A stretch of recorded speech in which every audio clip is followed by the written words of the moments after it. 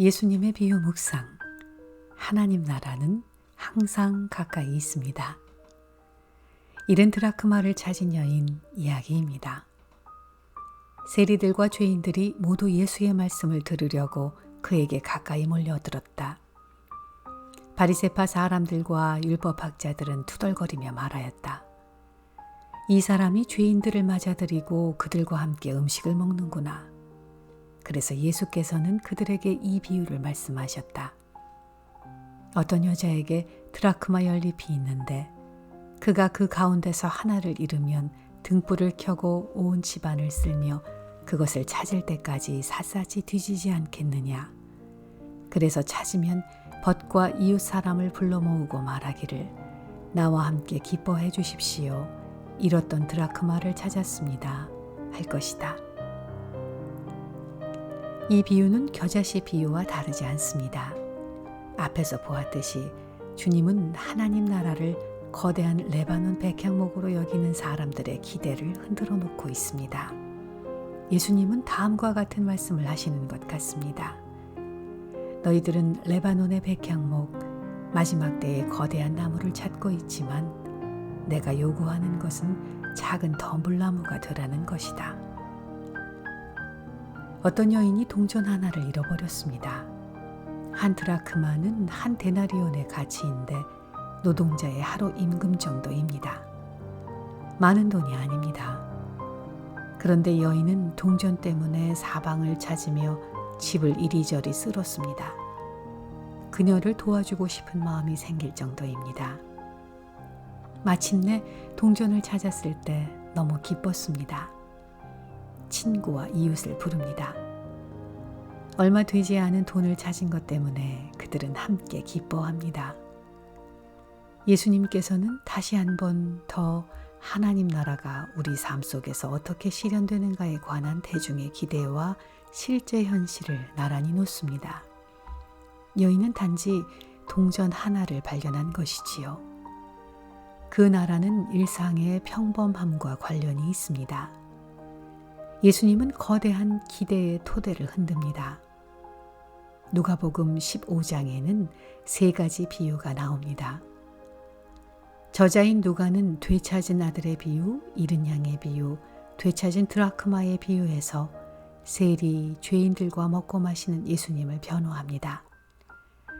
예수님이 그들과 어울리는 이유는 그들을 회개시키기 위한 것이라는 점을 강조하는 것 같습니다. 사실 본문의 원래 의미는 회개보다는 오히려 하나님 나라에 더 초점을 두고 있습니다.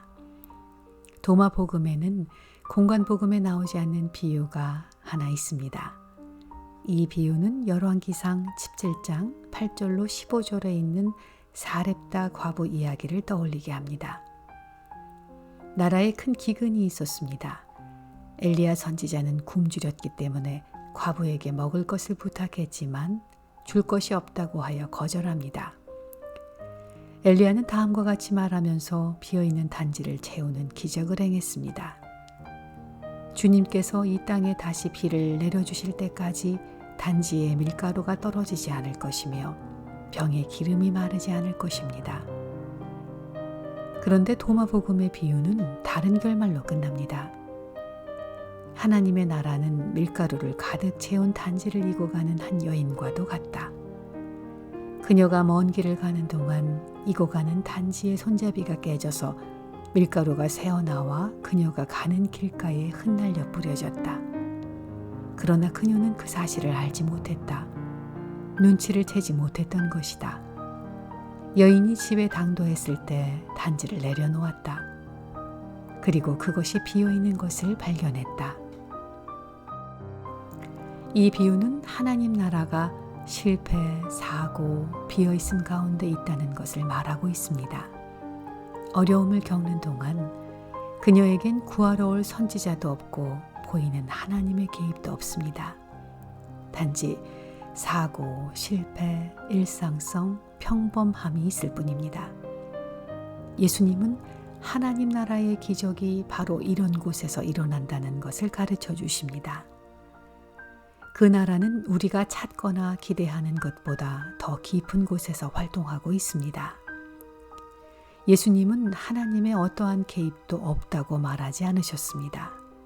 다만 우리가 원하는 수준에서는 아닐 뿐이지요.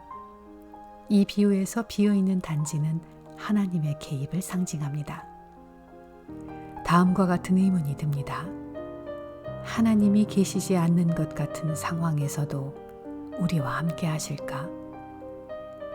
하나님은 우리가 생각하는 것과 상관없이 항상 이곳에 계실까? 비유의 대답은 예입니다. 하나님 나라는 실패, 평범함, 일상 속에서 역사하고 있습니다.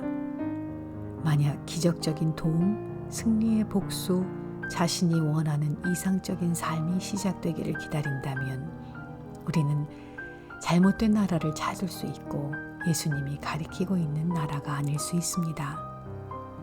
하나님 나라는 항상 가까이 있기 때문에 찾으러 가야 할 필요가 없습니다. 그 나라는 실패 가운데서도 현존하기 때문에 우리는 성공을 구할 필요가 없습니다. 비유에서 청중을 당혹해 하는 것은 하나님 나라는 실패와 일상 속에서 현존할 뿐 아니라 함께 식탁 공동체를 이루었던 부정한 자들, 세리들 속에도 활동하고 있다는 것입니다. 하나님 나라는 위대한 성취 속에서만 역사하지 않습니다. 일상의 삶과 함께 있을 뿐 아니라 영적 여정과 쓰라린 실패 속에서도 함께 있습니다. 실패와 실망 때문에 하나님을 인정하기 힘든 순간에도 비어있는 듯한 하나님, 그분을 신뢰하도록 우리를 초청합니다.